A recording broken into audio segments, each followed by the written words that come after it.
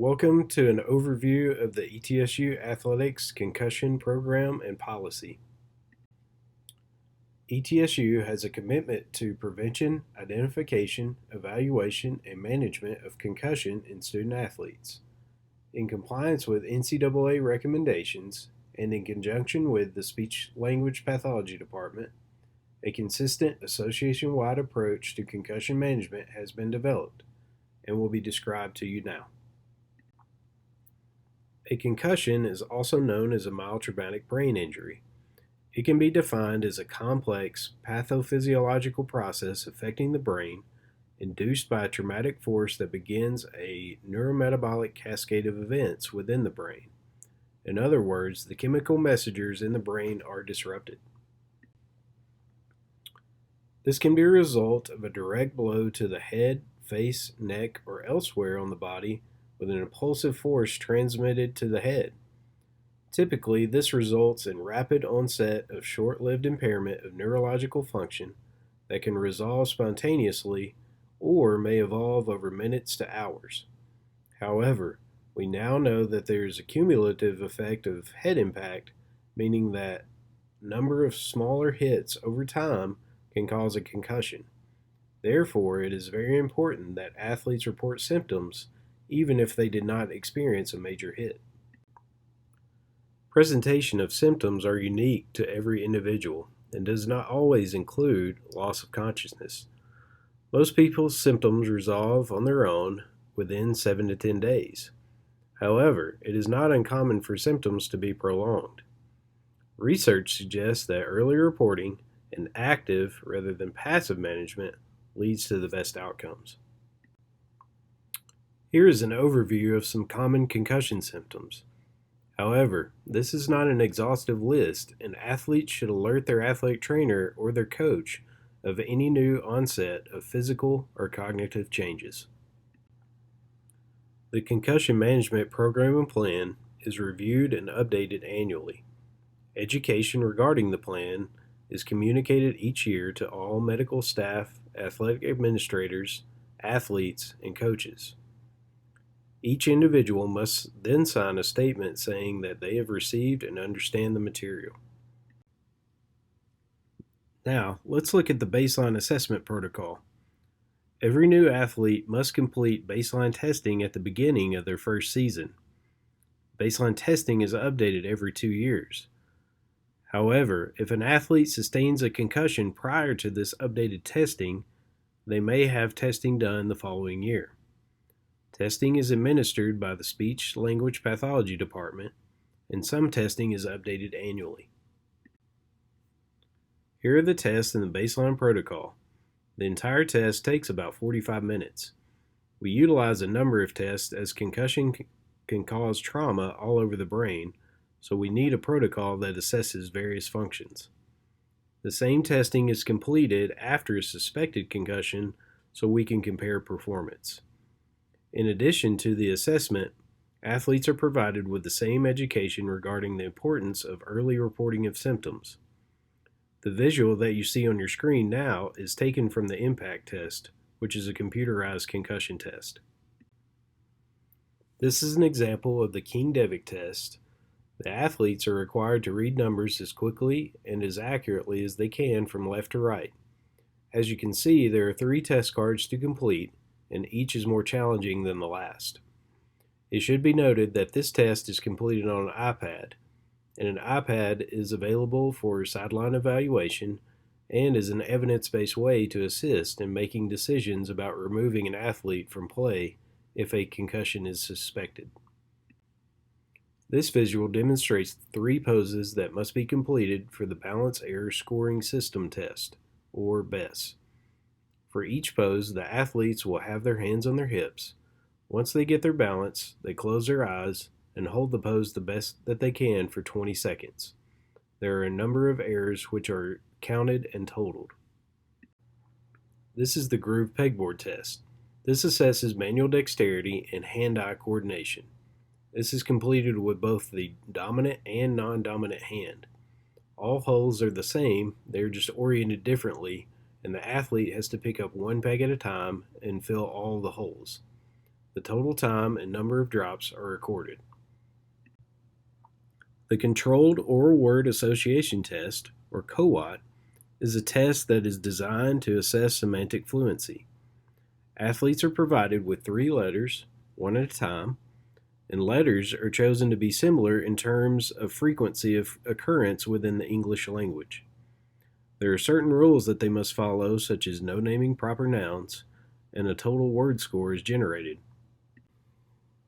If a student athlete exhibits signs, symptoms, or behaviors consistent with a concussion, they are removed from practice or competition and evaluated by an athletics healthcare provider with experience in the evaluation and management of concussion.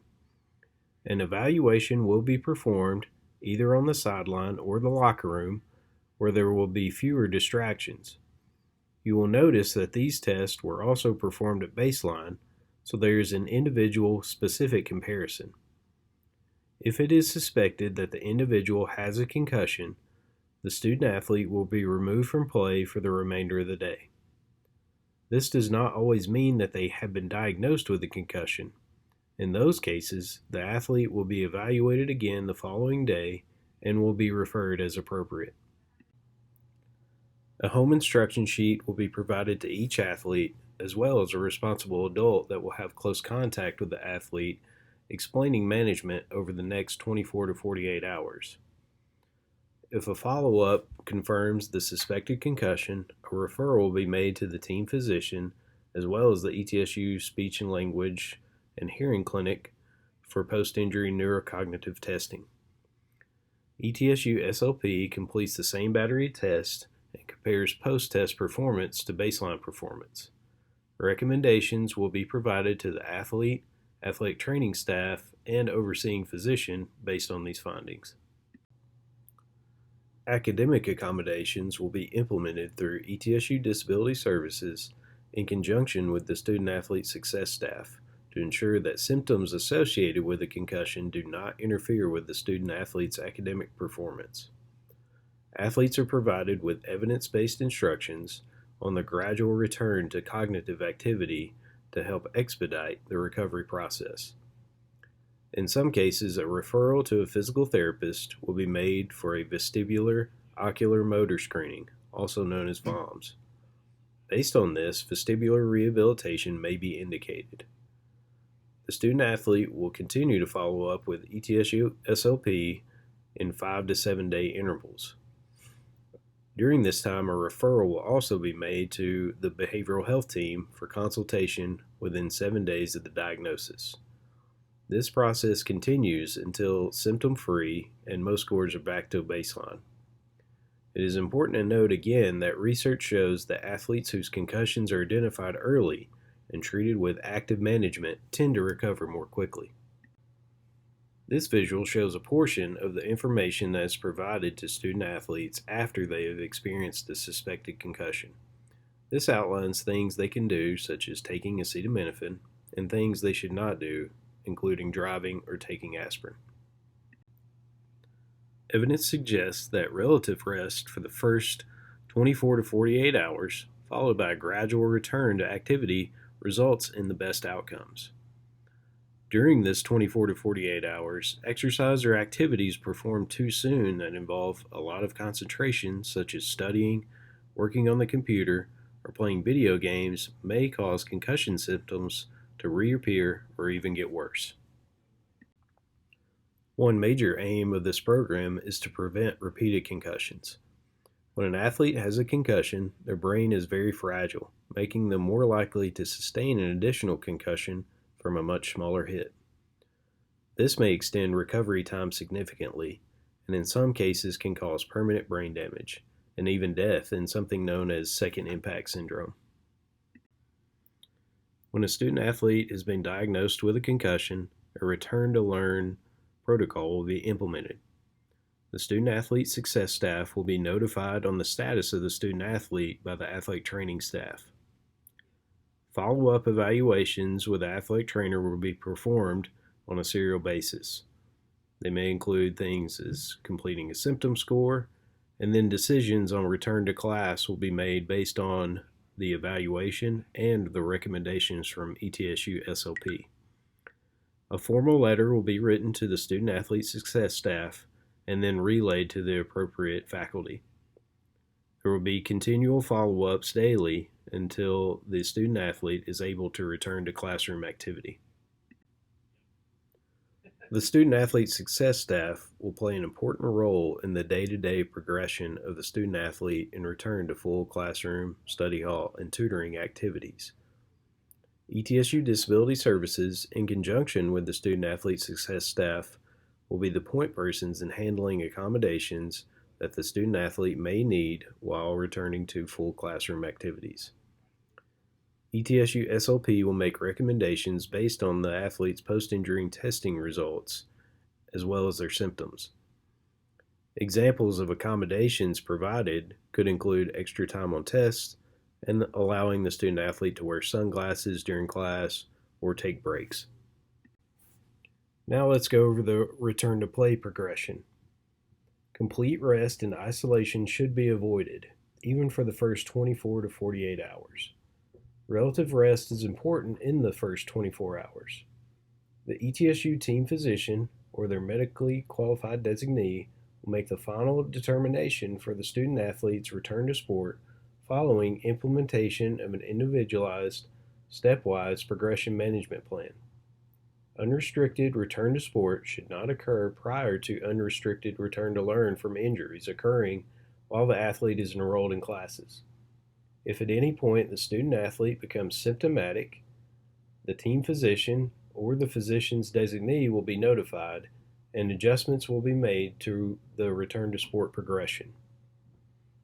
Once the student-athlete has progressed through the return to sport protocol, they must receive clearance by an ETSU team physician prior to returning to full contact practice or competition. Here's the graduated return to play protocol. It consists of 6 steps and have progressions implemented for each step. Step 1 consists of relative rest and limiting symptoms. Student athletes can only progress to Step 4 once signs and symptoms related to the concussion have resolved. This includes with and after physical exertion. Student athletes must have clearance from the team physician before returning to unrestricted practice or training, which is in Step 5. Step 6 consists of unrestricted competitive play. As noted previously, one major aim of the concussion management program is to prevent repeated concussions and more serious consequences such as second impact syndrome. When concussed, the brain is very fragile, meaning that a second concussion could be sustained from less force than the initial injury and may result in a prolonged recovery time. Any athlete who experiences prolonged concussion symptoms will be followed by the team physician and athletic trainer to track symptoms. Recommended consultation may include, but is not limited to, the professionals that are listed below. In the event of a more complex case of symptomatic return to learn with a student athlete, or in the event of multiple concussions, the following concussion management team may need to meet and develop a personalized plan for the student athlete. Team members may include, but are not limited to, the following that are listed below. East Tennessee State University teams will adhere to existing ethical standards in all practices and competitions. Using playing or protective equipment, including the helmet as a weapon, will be prohibited during all practices and competitions. Deliberately inflicting injury on another player will be prohibited in all practices and competitions as well.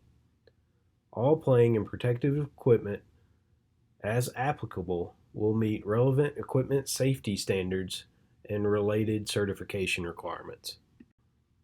East Tennessee State University will keep the head out of blocking and tackling, in contact and collision, helmeted practices, and competitions.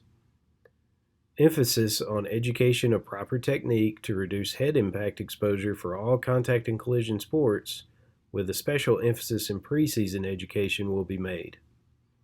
East Tennessee State University will adhere to the policies and rules in the sport that limit the number and duration of contact practices and activities in contact and collision sports. Participation in neuromuscular training warm-up programs will also be considered. Here is contact information should you have any additional questions. Thank you for your time and listening to this important information.